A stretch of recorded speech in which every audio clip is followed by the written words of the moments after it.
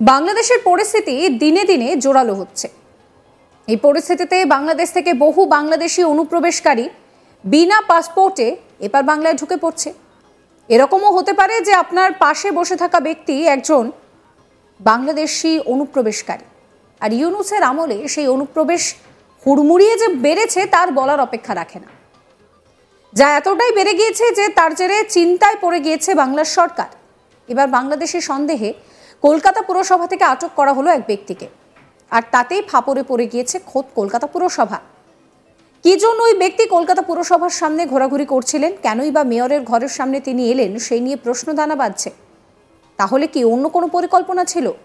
তা জানতেই তদন্ত শুরু করেছে পুলিশ। তবে তিনি আদৌ বাংলাদেশি কিনা, কোথায় তার বাড়ি, সেই নিয়ে জিজ্ঞাসাবাদ চলছে।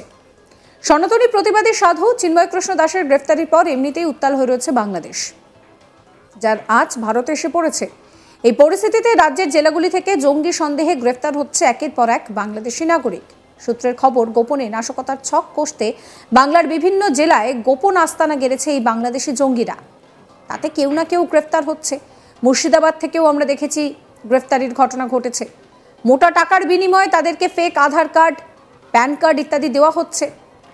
আর এবার মেয়র ফিরহাদ হাকিমের চেম্বারের বাইরে রহস্যজনকভাবে ঘোরাঘুরি করতে দেখা গেল এক ব্যক্তিকে। জানা গিয়েছে, সোমবার যখন কলকাতা পুরসভা খোলা হয় তখন ফিরহাদ হাকিমের যে চেম্বার রয়েছে সেই করিডোরের সামনে নাকি এক ব্যক্তি ঘোরাঘুরি করছিলেন। ওই সময় মেয়রের ঘরের সামনে ডিউটিতে থাকা সমস্ত পুলিশ কর্মীরা যারা ছিলেন তারা প্রথমে ওই ব্যক্তিকে লক্ষ্য করেন। এরপর তাকে ঘুরতে দেখে তাকে জিজ্ঞাসাবাদ করা হয়। সঠিক উত্তর না মেলায় পুলিশের আরও সন্দেহ হয়। এরপর তাকে আটক করা হয়। আর এরপর সার্চ করতেই তার কাছ থেকে বেশ কিছু নথি মেলে, যেখানে জানা যায় যে ওই ব্যক্তির নাম রফিকুল ইসলাম বিশ্বাস। তার কাছে আধার কার্ড এবং ভোটার কার্ড মিলেছে। এরপর তাকে জিজ্ঞাসাবাদের জন্য নিউ মার্কেট থানায় নিয়ে যাওয়া হয়।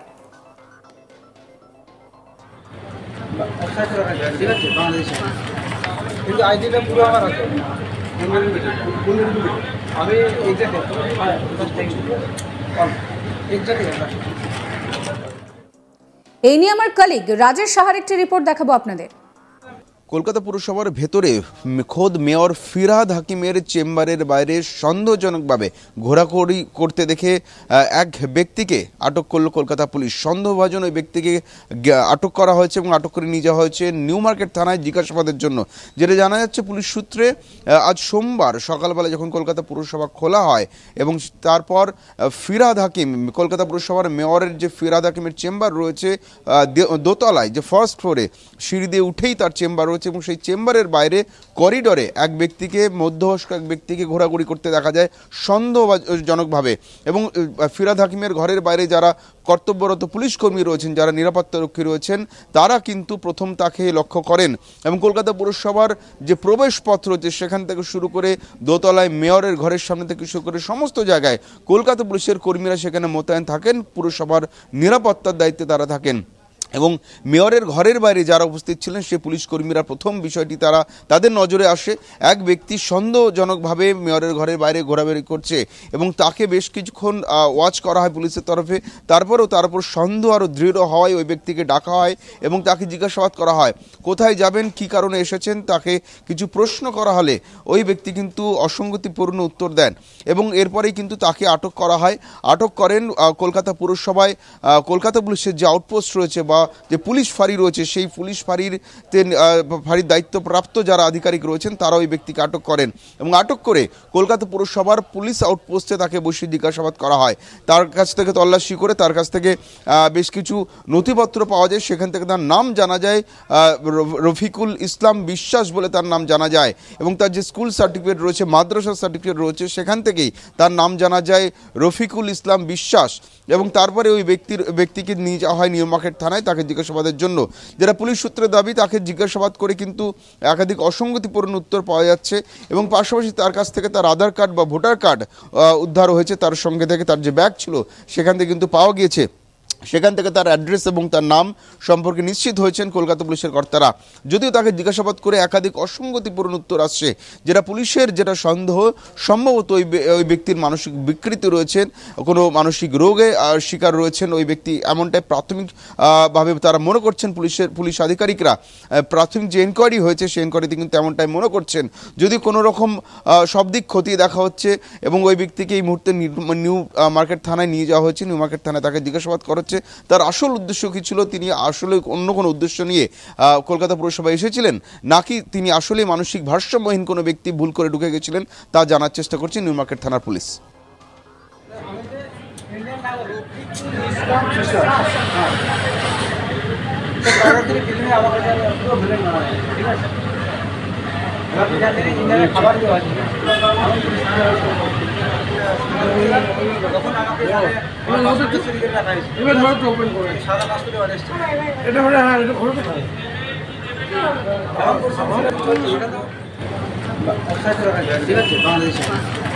কিন্তু আইডিটা পুরো আমার আছে, আমি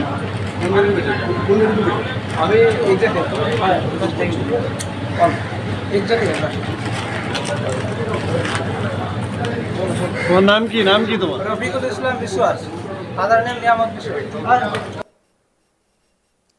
বাংলাদেশের পরিস্থিতি দিনে দিনে জোরালো হচ্ছে। এই পরিস্থিতিতে বাংলাদেশ থেকে বহু বাংলাদেশি অনুপ্রবেশকারীরা বিনা পাসপোর্টে এপার বাংলায় ঢুকে পড়ছে। এরকমও হতে পারে যে আপনার চারপাশে যে মানুষজন ঘুরছে তাদের মধ্যে কেউ না কেউ বাংলাদেশি অনুপ্রবেশকারী, সেই সন্দেহকেও উড়িয়ে দেওয়া যাচ্ছে না। আর ইউনূসের আমলে সেই অনুপ্রবেশ যে হুড়মুড়িয়ে বাড়ছে তা বলার অপেক্ষা রাখে না। তা এতটাই বেড়ে গিয়েছে যে তার জেরে চিন্তায় পড়ে গিয়েছে বাংলার সরকার। এবার বাংলাদেশি সন্দেহে কলকাতা পুরসভার মেয়রের ঘরের সামনে থেকে এক ব্যক্তিকে আটক করা হয়েছে, আর তাতেই ফাপড়ে পড়ে গিয়েছে কলকাতা পুরসভা।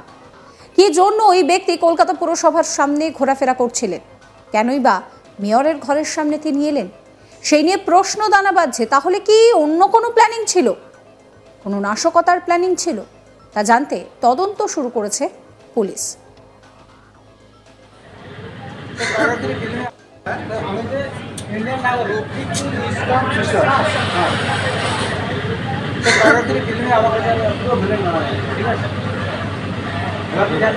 খাবার দেওয়া আছে,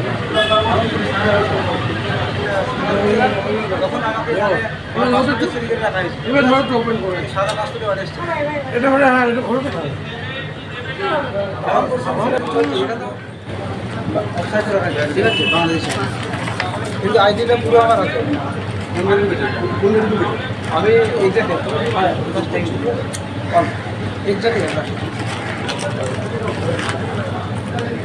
তোমার নাম কি? নাম কি তোমার? রফিকুল ইসলাম বিশ্বাস, ফাদার নেম নিয়ামত বিশ্বাস।